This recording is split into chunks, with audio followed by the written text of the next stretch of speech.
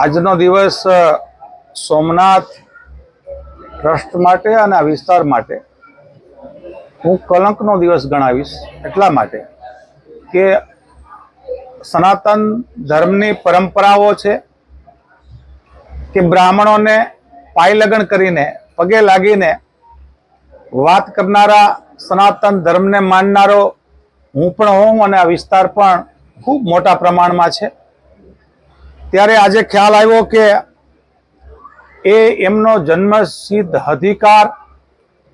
પરંપરા, ભગવાન સોમનાથની સ્વયંભૂ જ્યારે પ્રગટ થયા અને વિશ્વમાં મહાદેવનું કોઈ અતિ મહત્વવાળું સૌરાષ્ટ્રે સોમનાથ જ, એટલે કે 12 જ્યોતિર્લિંગ જે આપણા છે એમાં પહેલું જ્યોતિર્લિંગ એટલે સોમનાથ, એ ઉત્પત્તિની સાથે જેનો ઇતિહાસ જોડાયેલો છે એવા સોમપરા બ્રાહ્મણો અને એ સમાજ આખો એમની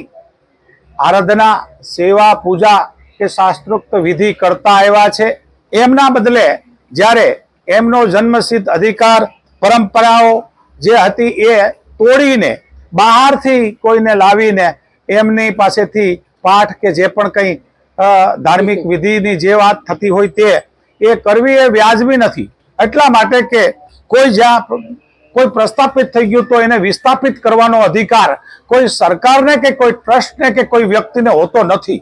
તો શા માટે ભગવાન સોમનાથને, આખા વિશ્વના સનાતન ધર્મને જે આસ્થા અને શ્રદ્ધા છે એ આસ્થા અને શ્રદ્ધા શા માટે તોડે છે એ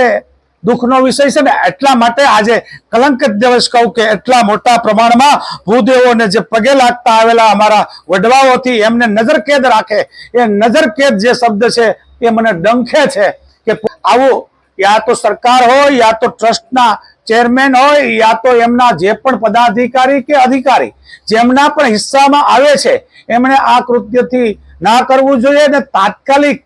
આ લોકોની જે વ્યાજબી જ માગણી છે એને તાત્કાલિક સંતોષવી જોઈએ એવી મારી નમ્ર અપીલ છે. અને ભગવાન સોમનાથને પ્રાર્થના કરું કે આવા લોકોને સદબુદ્ધિ આપે.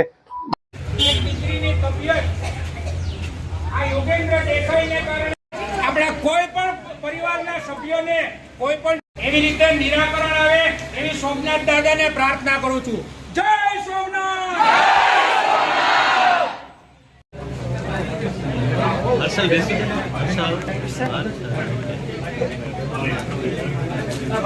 હર્ષલભાઈ બેઠી જાઓ ને